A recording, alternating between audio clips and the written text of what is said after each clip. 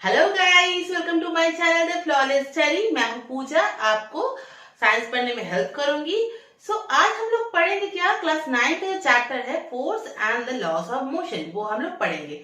पूरा नहीं पढ़ेंगे, आज हम लोग पढ़ेंगे फोर्स वाला part and the first law of motion. Newton साहब ने 3 लॉज दिए थे मोशन का, first law of motion, second law of motion, third law of motion. आज हम लोग पढ़ेंगे only the first law of motion and the force वाला पार्ट।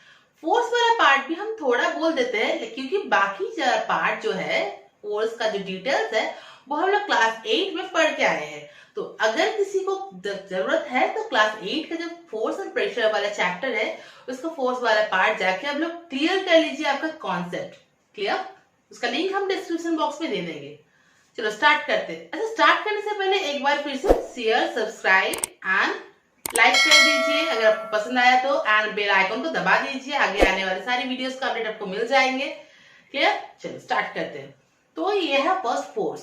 फोर्स क्या है, क्लास 8 में हम लोग क्या पढ़े थे? फोर्स इज जस्ट पुश और पुल, मींस एक्सटर्नल एफर्ट जो देते हैं, जिसे हम पुश करते हैं या फिर पुल करते हैं, उसी को हम लोग बोलते हैं क्या, फोर्स, राइट। तो ये फोर्स, सोचो फोर्स का क्या क्या इफेक्ट्स था।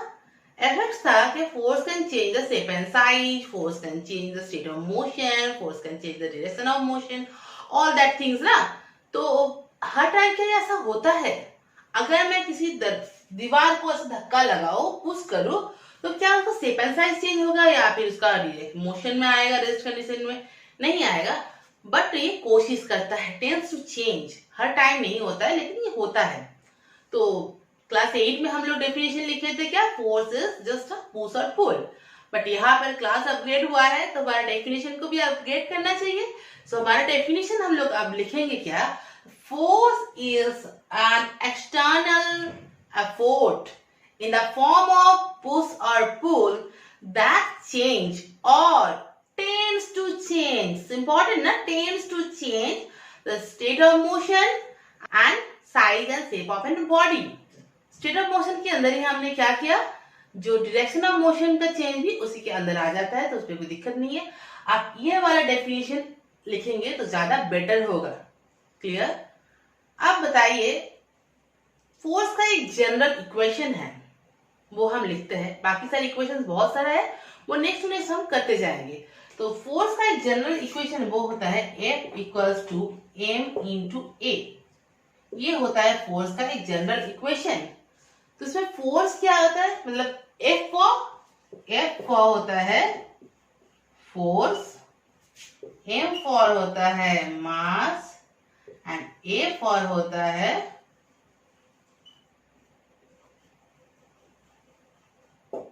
एक्सीलरेशन। ओके, ये सब होता है। तो यूनिट को डिस्क्राइब करने के, यूनिट निकालने के, फाइंड आउट करने के लिए हम इसी इक्वेशन से निकाल सकते हैं। फोर्स का जो यूनिट है, हमको मास का यूनिट पता है, एक्सेलरेशन की यूनिट पता है। सो हमारा प्रोसेस होता है SI unit, CGS unit and FPS unit. यहाँ पे तीनों ही कर लेंगे और कुछ एक्सटर्नल यूनिट्स है वो भी हम पढ़ेंगे। तो फोर्स का ये क्या है, m इंटू ए, इसमें m मास का, एसआई यूनिट क्या होता है, मास का होता है किलोग्राम, तो हम यहाँ पे लिखते हैं केजी। एक्सीलरेशन क्या होता है, मीटर पर सेकेंड स्क्वायर। तो ये दोनों मल्टीप्लीकेशन में है तो यहाँ पे भी मल्टीप्लीकेशन हो जाएगा, मीटर पर सेकेंड स्क्वायर। तो ये हो गया हमारा SI unit of force. SI unit of force kg metre per second square, जिसको हम न्यूटन से भी डिनोट करते हैं। तो ये KG metre per second square को हम एन भी लिख सकते हैं। इसका सीजीएस यूनिट क्या हो जाएगा, बोलो क्या होगा? मास का सीजीएस यूनिट क्या होता है, ग्राम होता है ना, और एक्सीलरेशन का सेंटीमीटर पर सेकेंड स्क्वायर। तो यहाँ पर हो जाएगा हमारा ग्राम सेंटीमीटर पर सेकेंड स्क्वायर, जिसको हम डाइन से डिनोट करता है। क्या, डाइन, क्या, डाइन, DYNE।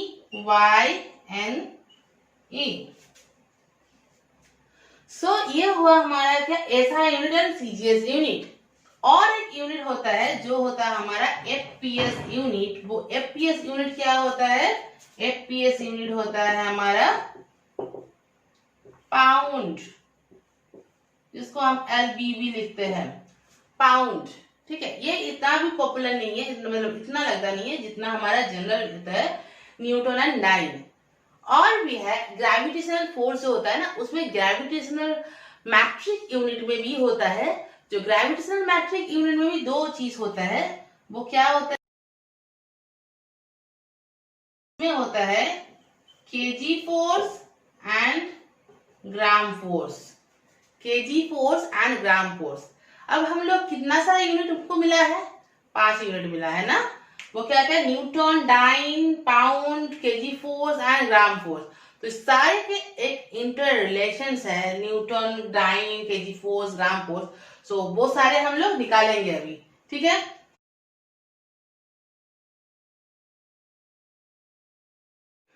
देखो ये 5 यूनिट हमने पढ़े ना, क्या, newton, dyne, pound, KGF and GF.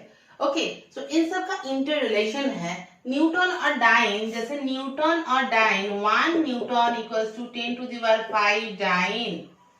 ये होता है हमारा न्यूटन और डाइन का रिलेशन। न्यूटन और डाइन का रिलेशन होता है 1 newton equals to 10 to the power 5 dyne, ये रिलेशन है। अब ये जो KGF एंड GF है, सो KGF इक्वल्स टू 9.8 न्यूटन और जो GF है इसका होता है आपका 989। ये होता है आपका रिलेशन। जो KGF मतलब होता है 9.89 एंड GF होता है 989।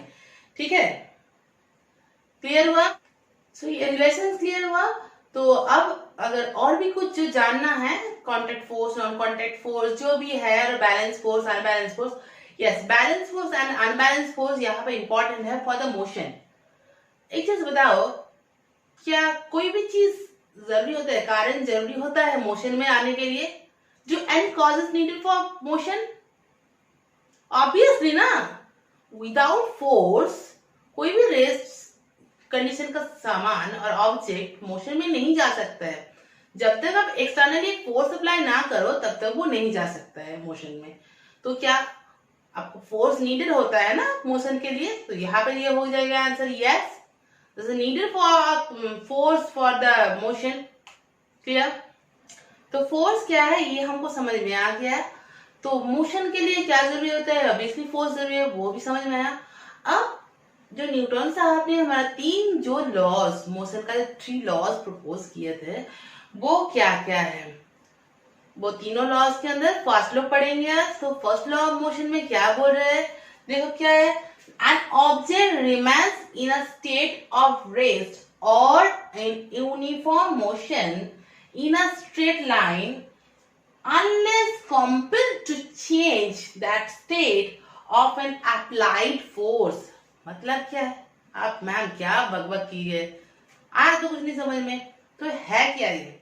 बोल रहे हैं कोई भी चीज, कोई भी ऑब्जेक्ट अगर जो भी स्टेट ऑफ मोशन में है, अगर रेस्ट में है तो वो रेस्ट में ही रहेगा। अगर वो यूनिफॉर्म वेलोसिटी से स्ट्रेट लाइन में मूव कर रहे हैं तो वो उसी वेलोसिटी में स्ट्रेट लाइन में मूव करेगा जिंदगी भर, अनटिल, जब तक आप एक्सटर्नल फोर्स उसमें अप्लाई ना करो। ठीक है, जैसे अगर किसी भी नॉन लिविंग थिंग्स को मान लो जो रेस्ट कंडीशन में है, एक टेबल या एक चेयर, एक हिल, माउंटेन, व्हाटएवर एनीथिंग जो नॉन लिविंग थिंग्स है, उसको मानो अगर वो जो रेस्ट कंडीशन में है उसको अगर आप कोई भी फोर्स अप्लाई ना करो तो क्या उसका पोजीशन चेंज होगा या फिर शेप एंड साइज कुछ भी चेंज होगा? नहीं चेंज होगा। वो उसका टेंडेंसी है, उसका जो क्राइटेरिया उसको वो रखता है उसके अंदर ही, मतलब उसका स्टेट ऑफ मोशन वो चेंज करना नहीं चाहते।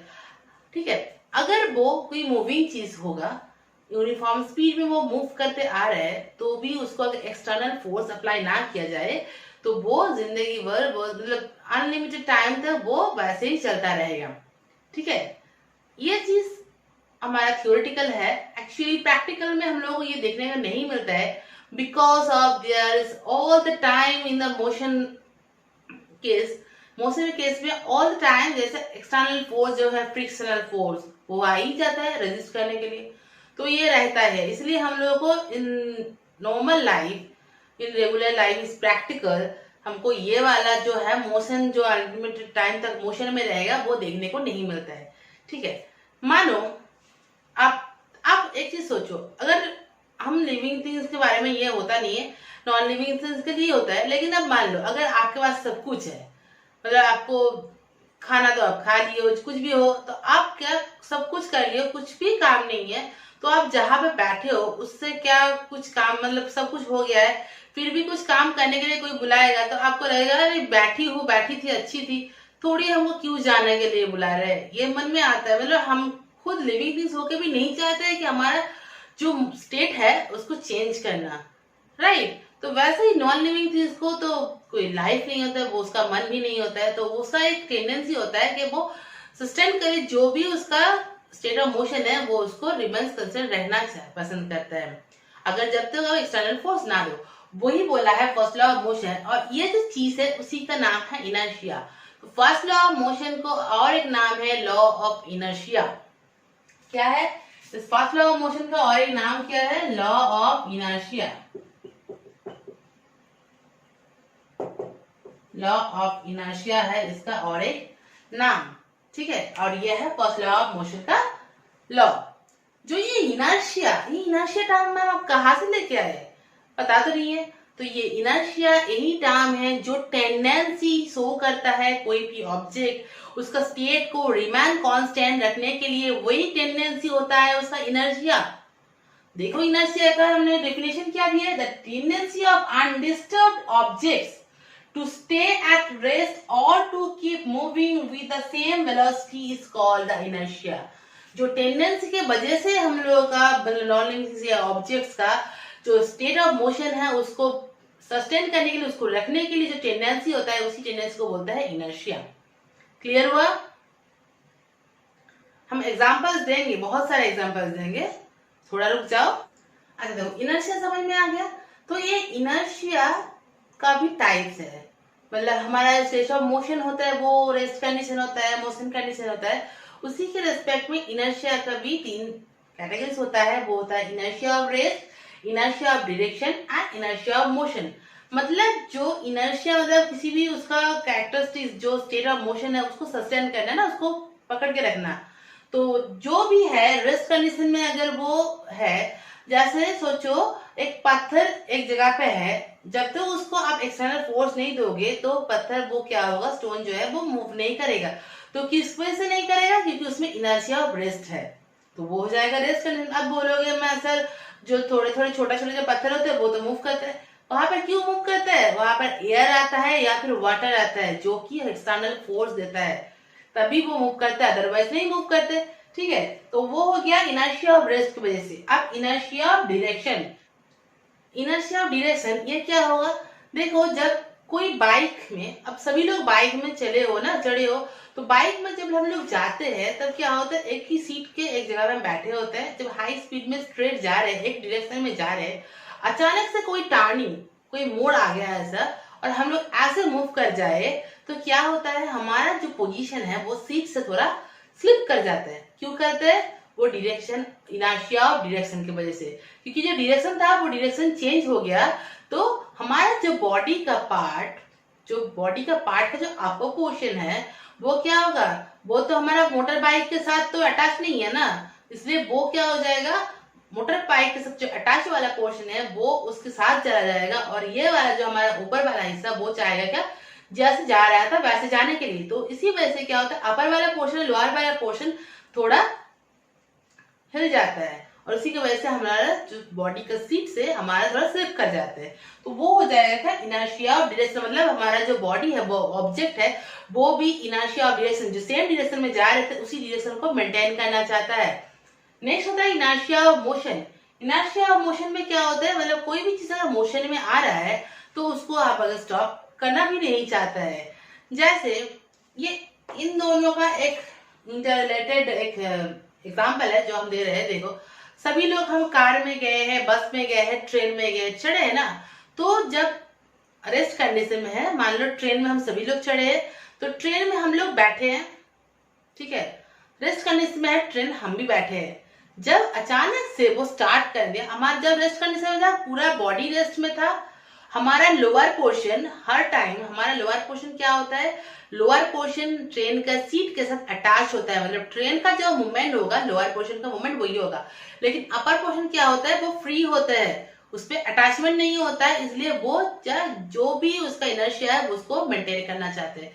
जब इनर्शिया ऑफ रेस्ट में है, मतलब जब ट्रेन जब रेस्ट कंडीशन में है तब क्या होगा, बॉडी रेस्ट कंडीशन में lower portion upper portion all both ना, बट जब ट्रेन अचानक से स्टार्ट कर दिया, जब अचानक से स्टार्ट कर दिया तब क्या होगा, लोअर पोर्शन अटैच्ड है तो लोअर पोर्शन आगे चला जाएगा, अपर पोर्शन उतना अटैच नहीं है तो अपर पोर्शन क्या होगा, उसका इनर्शिया और रेस्ट को मेंटेन करने के लिए वो सेम पोजीशन में रहेगा।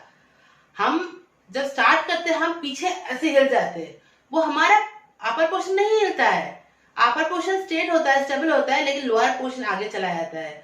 अगर अपर पोर्शन सही हो, देखो जैसे हम इसको स्टैंड है ना, ये वाला जो ऐसे है, इसको अपर पोर्शन को हम कुछ नहीं करेंगे, लोअर पोर्शन को अगर ऐसे कर देंगे तो क्या होगा, या फिर लोअर पोर्शन को अगर ऐसे करेंगे तो अपर पोर्शन ऑटोमेटिक देख के लगेगा हम लोगों को कि वो पीछे चला गया, लेकिन एक्चुअल में हमारा लोअर पोर्शन जब हम लोग बैठे रहते हैं तो हमारा इनर्शिया और रेस्ट की वजह से हमारा अपर पोर्शन क्या होता है, फिक्स हो जाता है, लोअर पोर्शन आगे आ जाता है, इस वजह से हम लोगों को लगता है कि हम लोग पीछे ऐसे चले गए, तो ये होता है इनर्शिया और रेस्ट की वजह से। अब सेम चीज जब ब्रेक होता है, एक ट्रेन जो जा रहा था यूनिफॉर्म मोशन में, अचानक जाते जाते ब्रेक आ गया, स्टॉपेज आ गया, तो ब्रेक लगाना पड़ेगा ना, तो ब्रेक आने के टाइम हम लोग आगे झुक जाते हैं। क्यों आगे झुकते हैं, थोड़ा सोचो, सोच के बताओ क्या होता है। जब रोशन मोशन में जा रहे हैं तो मोशन में पूरा बॉडी हमारा मोशन में रहता है, बट हमारा लोअर पोर्शन हमारा सीट के साथ अटैच होता है। जब अचानक से ब्रेक दे दिया तो हमारा लोअर पोर्शन क्या हुआ, ट्रेन के साथ ही साथ वो भी रेस्ट कंडीशन में आ गया, लेकिन हमारा अपर वाला पोर्शन वो तब तक इनर्शिया और मोशन में है, उसको कंटिन्यू कर रहे हैं, तो इसीलिए वो क्या होगा, वो आगे चलता जाएगा और हमारा बॉडी का अपर पोर्शन आगे चलता जाएगा और नीचे वाला अगर स्टॉप हो जाएगा तो क्या होगा, ऑटोमेटिकली हम ऐसे झुक जाएंगे सामने की तरफ, इसीलिए वो होता है इनर्शिया मोशन की वजह से। क्लियर हुआ। ऐसे बहुत सारे एग्जांपल्स है, जैसे ये वाला बोले, दूसरा वाला जो बाइक का बोले वो होता है इनर्शिया ऑफ डायरेक्शन का। नेक्स्ट देखो कैरम बोर्ड, कैरम बोर्ड सभी लोग देखे हो ना, तो कैरम बोर्ड में क्या होता है,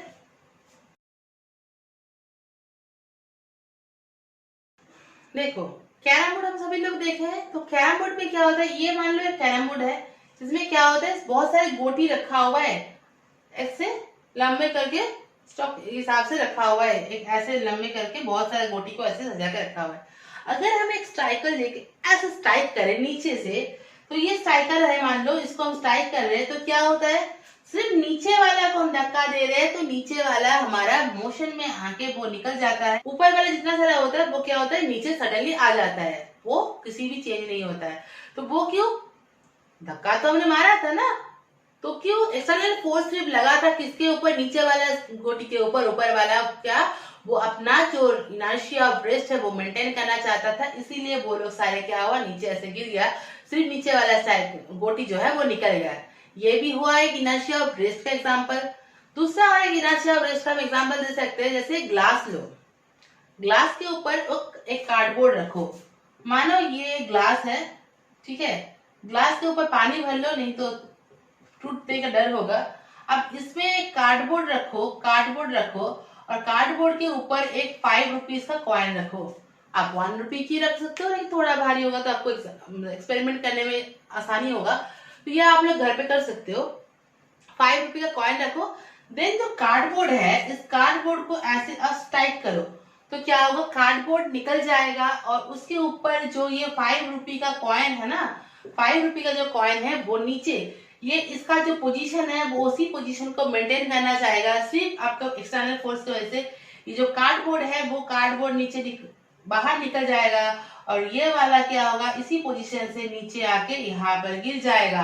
तो क्यों होगा, क्योंकि ये जो कॉइन है वो इनर्शिया और रेस्ट को मेंटेन करना चाहता है, मतलब मोशन जो रेस्ट कंडीशन है उसको मेंटेन कर रहा है, दैट्स व्हाई वो उस पेपर के साथ या कार्डबोर्ड के साथ नहीं निकल के गया, सिर्फ नीचे गिर गया। क्लियर हुआ। ये भी है एक इनर्शिया ऑफ रेस्ट का एग्जांपल। सो ये इनर्शिया मतलब क्या है, यहाँ पर किसी भी स्टेट का मोशन चेंज करने के लिए एक रेजिस्टेंस होता है। इनर्शिया इज अ रेजिस्टेंस ना, to change for the change motion, state of motion, rest और motion is a resistance power. तो इनर्शिया आपको समझ में आ गया।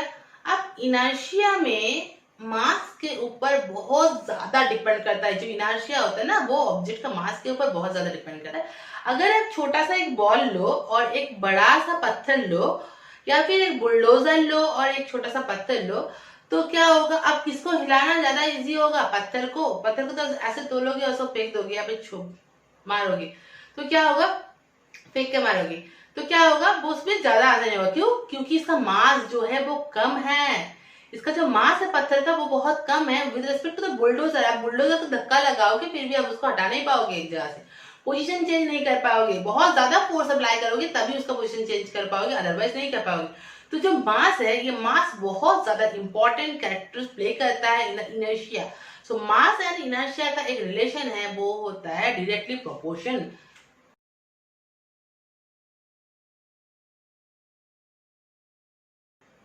क्या हुआ देखो, relation between inertia and mass. Inertia varies mass, inertia directly proportional to the mass. मतलब क्या, जितना मास इंक्रीज करेगा इनर्शिया उसका उतना ज्यादा होगा। ठीक है, तो ये होता है हमारा इनर्शिया एंड मास के बीच का relation. Inertia directly proportional to the mass. Mass जितना ज्यादा बड़ा होगी इनर्शिया बढ़ेगा, मास घटाओगे तो इनर्शिया उसका घटेगा। विथ एग्जाम्पल देखो, एक अगर एम्प्टी बॉक्स हो, एक एम्प्टी बॉक्स, ये एक बॉक्स है, इसमें कुछ भी नहीं है, सिर्फ एयर है, और दूसरा एक बॉक्स है जिसमें आपका बुक से भरा हुआ है, ये ऑल आर बुक्स। तो कौन ज्यादा, किसको हटाने में, धक्का देके या एक जगह से दूसरी जगह लेके जाने में, किसमें हम लोगों को ज्यादा मेहनत लगेगा? ऑब्वियसली इसमें, जिसमें बुक्स भरा हुआ है। क्यों? क्योंकि इसमें मास बहुत ज्यादा है, ये खाली है, हम इसको ऐसे ही मार देंगे तो भी वो थोड़ा बहुत चला जाएगा। तो ये भी एक एग्जाम्पल हुआ। दूसरा चीज, जब फुटबॉल होता है, फुटबॉल जो होता है हमारा, है ना, ये फुटबॉल है, मान लो ये फुटबॉल है, ये फुटबॉल को हम पैर से किक मारेंगे तो ये जैसे वो किक मारेंगे तो क्या होगा, दूर चला जाएगा इजीली। लेकिन इसी साइज का अगर एक स्टोन होगा, उस स्टोन को अगर हम धक्का मार के उसको, मतलब फुटबॉल के सेम साइज का अगर स्टोन लेंगे, उसको अगर पैर से हम किक मारेंगे तो क्या होगा, हटेगा तो नहीं, हमारा पैर में इंज्योर हो जाएगा। तो क्यों? क्योंकि जो स्टोन है उसका मास बहुत ज्यादा है, तो हम सेम फोर्स अप्लाई करके उसको हटा नहीं सकते हैं। क्योंकि अगर मास ज्यादा हो गया तो उसको इनर्शिया भी ज्यादा हो जाएगा, तो वो उस कंडीशन में, रेस्ट कंडीशन में रहना ज्यादा प्रेफर करेगा। राइट, तो ये दूसरा एक एग्जांपल है। नेक्स्ट देखो, और एक चीज, एक इसका कट हो, कोई भी उसको लेके जाना जितना इजी होता है, एक ट्रेन को लेके जाना उतना इजी थोड़ी ना होता है। कट को धक्का दो वो इजिली मूव कर जाएगा, ट्रेन को धक्का दो वो मूव करेगा नहीं करेगा, क्योंकि ट्रेन जो है ह्यूज मास, उसका इतना सारा मास होने की वजह से उसका एनर्जी बहुत ज्यादा हाई है, तो हम उसको इजीली मूव नहीं करवा पाएंगे। लेकिन कार्ट को हम इजीली मूव करवा पाएंगे। जैसे एक एग्जांपल किए थे ना, जो ग्लास के ऊपर हम कॉइन रखे थे, उसमें 1 रुपी, अगर 5 रुपी कॉइन रखे थे, उस जगह पे 1 रुपी कॉइन रखते तो क्या होता, उसमें इनर्शिया और मास और भी ज्यादा कम होता। इसलिए हम तो बोले कि थोड़ा भारी होगा तो इनर्शिया ज्यादा होगा, मतलब वो उस कंडीशन में रहने में ज्यादा स्टेबल होगा। उसका इनर्शिया ज्यादा होगा तो वो कार्डबोर्ड के साथ नहीं निकल के जाएगा। लेकिन 1 रुपी कॉइन होगा तो थोड़ा हल्का होगा, तो इसका इनर्शिया थोड़ा बहुत कम होगा, तो थोड़ा बहुत उसका पोजीशन से वो हिल सकता है। तो इसीलिए क्या, जितना ज्यादा मास होगा उतना ज्यादा उसका इनर्शिया होगा। क्लियर हुआ? So inertia is directly proportional to the mass. Complete पूरा first law of motion complete ना? आई थिंक कोई प्रॉब्लम नहीं होगा। ठीक है, अगर कोई प्रॉब्लम है, कोई भी क्वेश्चन में डाउट है तो कमेंट बॉक्स में कमेंट कीजिए, हम नेक्स्ट क्लासेस में या फिर कमेंट में हम उसको बता देंगे। क्लियर? सो नेक्स्ट क्लास में हम लोग करेंगे second law of motion and third law of motion. ठीक है, सो सेम चीज, अगर क्लास पसंद आया है तो आप लाइक कर दीजिए, शेयर कर दीजिए ज्यादा से ज्यादा, सब्सक्राइब कर दीजिए।